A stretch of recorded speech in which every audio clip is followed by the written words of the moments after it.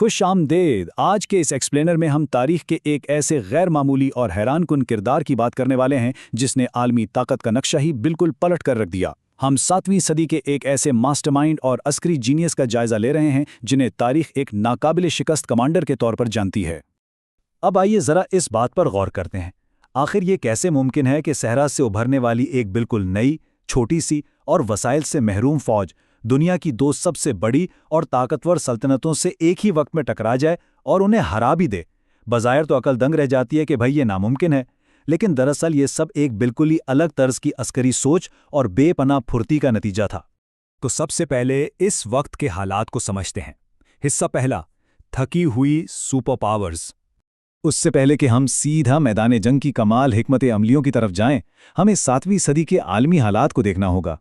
इसके बगैर हम इस पूरी कहानी का असल स्केल नहीं समझ सकते।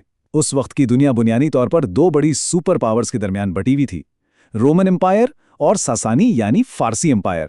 और इन दोनों के दरमियान जरा इस नंबर पर गौर करें, पूरे 700 साल तक एक खूनी कशमकश चलती रही। कई सदियां इस तवील जंग ने इन दोनों आलमी ताकतों को अंदर से बिल्कुल खोखला और निढाल कर दिया था।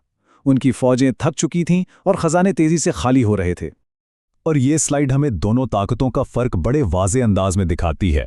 एक तरफ थीं वो शाही फौजें जो भारी ज़रा बुख्तर में लदी हुई थीं, उनमें मुख्तलिफ इलाकों के किराए के फौजी शामिल थे और वो अपने पुराने किताबी तरीकों से लड़ते थे, इसलिए उनकी हरकत काफ़ी सुस्त थी। और दूसरी तरफ इब्तदाई अरब फौजें जिनके पास हल्का फुल्का असला था, लेकिन वो बिजली की सी तेजी रखने वाले घुड़सवार थे। इन सब का मकसद एक था और वो रिवायती जंग के बजाय बिल्कुल नए तरीके इस्तेमाल कर रहे थे। ये फर्क ऐसा था जैसे एक भारी भरकम हाथी का मुकाबला एक फिरतीले चीते से हो रहा हो। हिस्सा दूसरा, एक कमांडर की तश्कील। अब जाहिर है इस तेज रफ्तार फौज को एक ऐसे कमांडर की जरूरत थी जो उन्हें एक जबरदस्त ताकत में बदल दे। और यही एंट्री होती है हमारे मरकजी किरदार की, जो मक्का के कबीले बनु मखजूम से ताल्लुक रखते थे, जो अपने शानदार घुड़सवारों की वजह से पूरे अरब में मशहूर था। दिलचस्प बात यह है कि इन्होंने तो इब्तिदा में मुसलमानों के खिलाफ ही जंगें लड़ी थीं, लेकिन फिर एक दिन उन्हें अपने भाई का एक खत मिला। उस खत में लिखा था कि मुझे बेहद हैरत है कि तुम अब तक हक से मुंह मोड़ रहे हो। तुम जैसी काबिलियत का इंसान इससे नावाकिफ नहीं रह सकता। इस एक स्ट्रैटेजिक खत ने उनकी सोच का रुख मोड़ दिया और वो मदीना आकर इस्लाम के कैंप में शामिल हो गए। कमांडर के तौर पर उनका पहला बड़ा टेस्ट शाम की सरहद पर जंगे मोता में हुआ। वहां मुसलमान फौज की तादाद रूमियों के मुकाबले में ना होने के बराबर थी। जब पेदर पे कमांडर शहीद हो गए तो कमान उनके हाथ आई। अब जरा इनका कमाल देखिए, उन्होंने यहां एक जबरदस्त नफ्सियाती गेम खेली। रात के वक्त उन्होंने अपने फौजियों को एक पहाड़ी के पीछे से मुसलसल गोल गोल चक्कर लगाने का हुक्म दिया। जब दिन निकला तो रूमियों को लगा जैसे दुश्मन को पीछे से मुसलसल नई फौज और कुमक मिल रही है।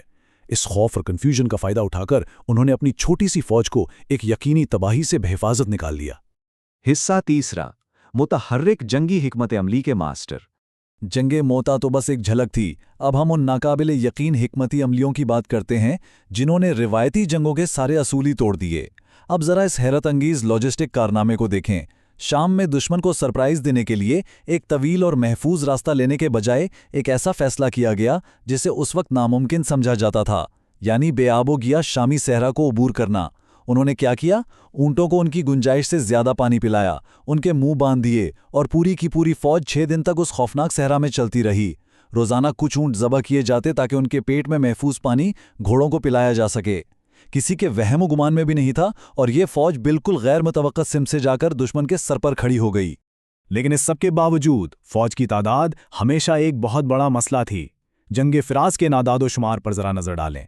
एक तरफ 15,000 की अरब फौज है और दूसरी तरफ उनका रास्ता रोकने के लिए रोमियों और पारसियों ने अपनी सदियों पुरानी दुश्मनी भुलाकर हाथ मिला लिया और उनकी तादाद थी 1.5 लाख, यानी 10 गुना ज्यादा। बज़ाहिर देखा जाए तो ये तो सीधी सीधी खुदकुशी लगती है ना? लेकिन यहीं तो असल कमाल दिखाया गया।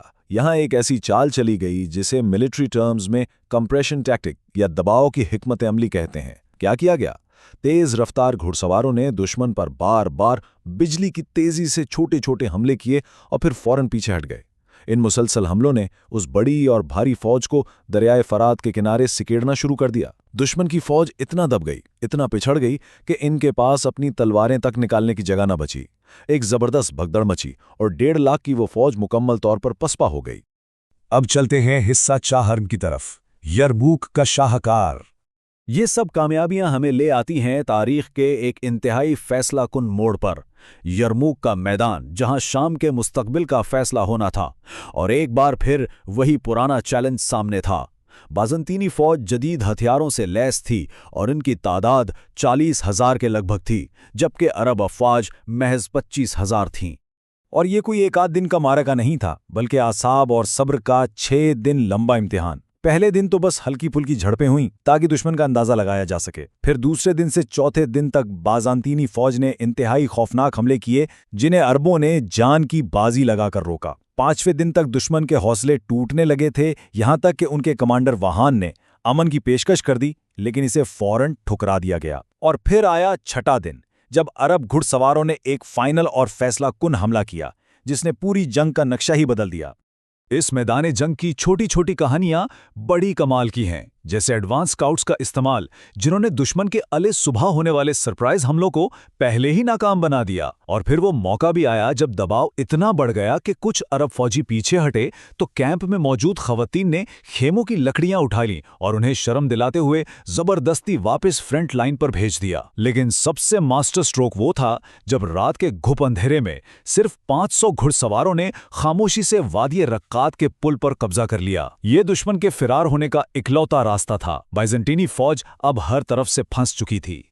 और अब हम आते हैं अपने आखिरी हिस्से की तरफ। हिस्सा 5वां, हतमी विरासत। यरमूक की इस अजीम फतेह ने खत्ते के जोग्राफिया को हमेशा के लिए बदल दिया। लेकिन इस शानदार कैरियर का इख्तिताम कैसा हुआ? हैरत अंगेज तौर पर अपनी कामयाबियों के बिल्कुल उरूज पर खलीफा उमर ने उन्हें कमांडर के ओहदे से हटा दिया। यह फैसला किसी जाती दुश्मनी पर मबनी नहीं था, बल्कि एक गहरी इदारा जाती सोच थी। मकसद यह वाज़ेह करना था कि यह फतूहात किसी एक शख्स की महारत का नतीजा नहीं है, बल्कि आसमानी मदद और एक बड़े नज़रिए की वजह से हैं। और इस अजीम कमांडर का रद्द-ए-अमल क्या था?